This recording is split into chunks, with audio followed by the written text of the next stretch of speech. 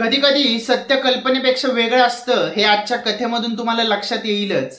पण स्टोरी सुरू करण्यापूर्वी जर तुम्हाला जगात घडणाऱ्या विचित्र, भयानक आणि रहस्यमय घटना कथा स्वरूपात बघायला आवडतात तर तुम्ही अगदी बरोबर चॅनलवरती आलाय. आम्ही तेच सांगतो आणि आठवड्यातून 1 ते 2 स्टोरी अपलोड करत असतो. जर तुम्ही इंटरेस्टेड असताल तर लाईक, सबस्क्राईब आणि बेल आयकॉनवरती क्लिक करायला विसरू नका, जेणेकरून तुम्ही आमचे वीकली अपलोड्स एन्जॉय करू शकताल. चला तर मग सुरू करूया आजची स्टोरी.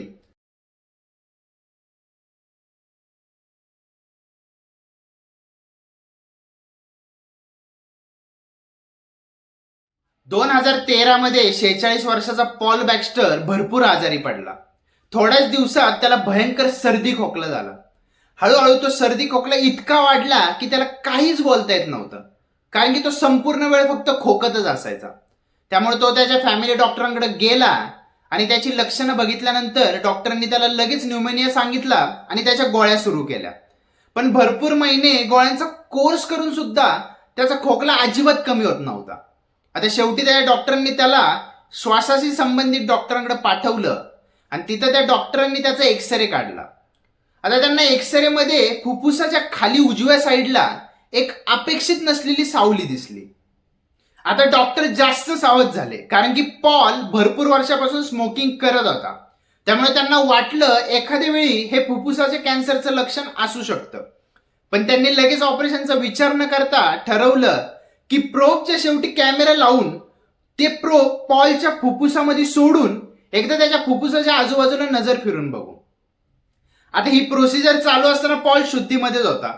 डॉक्टरांनी जेव्हा ती कॅमेरा असलेली प्रोब पॉलच्या त्या फुफ्फुसात सावली असलेल्या जागी नेली, त्याच वेळी त्यांना गाठीसारखा भाग दिसला.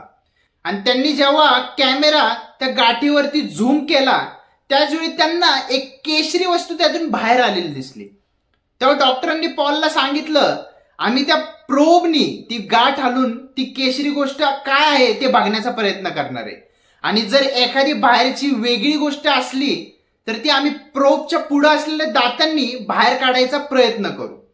पण जेव्हा डॉक्टरांनी त्या वस्तूवरची स्किन बाजूला करायचा प्रयत्न केला तेव्हा डॉक्टरांना ती स्किन हलवणं अवघड गेलं. त्यामुळे त्यांनी ती प्रोब पॉलच्या शरीरातून बाहेर काढली आणि सांगितलं, तुला परत यावं लागेल. तेव्हा आपण जास्त स्ट्रॉंग आणि मोठी प्रोब वापरून ती गोष्ट काय आहे ती बघायचा प्रयत्न करू. पॉलने डॉक्टरांकडे बघितलं आणि म्हणाला, काय आहे ते? ती फुफ्फुसात केशरी गोष्ट आहे ती काय आहे नक्की? डॉक्टर बोलले, अजून तरी आम्हाला काही कल्पना येत नाहीये, पण नक्कीच ती गोष्ट तिथं नव्हती असायला पाहिजे होती.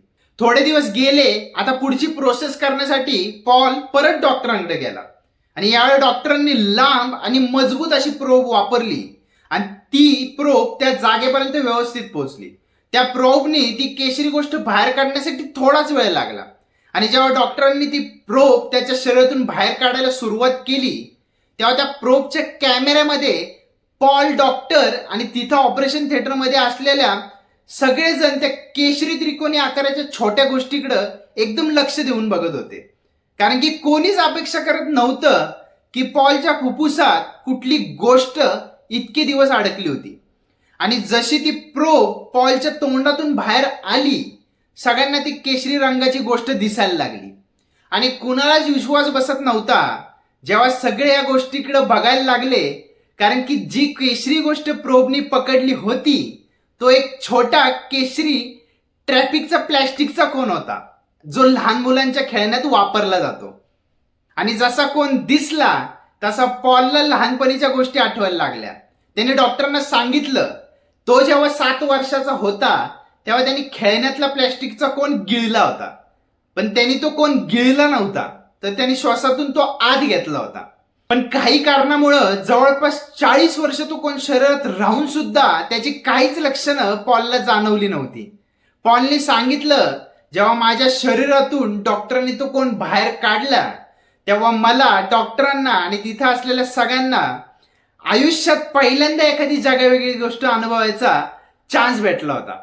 डॉक्टरांनी तो कोण पॉलला देऊन टाकला आणि थोड्याच दिवसात पॉलचा सर्दी खोकला निघून गेल्यानंतर पॉल एकदम सामान्य आयुष्य जगायला लागला. चला, आजच्यापुरती इतकंच होतं. ही स्टोरी तुम्हाला नक्कीच इंटरेस्टिंग वाटली असेल, त्यामुळे लाईक, कमेंट आणि सबस्क्राईब करायला विसरू नका, जर माझ्यापर्यंत पोहोचायचं असेल तर माझे सोशल मीडिया हँडल्स डिस्क्रिप्शन मध्ये मेन्शन केलेले आहेत. तिथे तुम्ही तुमच्यासोबत घडलेल्या घटना सुद्धा शेअर करू शकता. तुम्हाला पुन्हा बघण्याची इच्छा व्यक्त करतो. नक्कीच पुन्हा भेटू. धन्यवाद.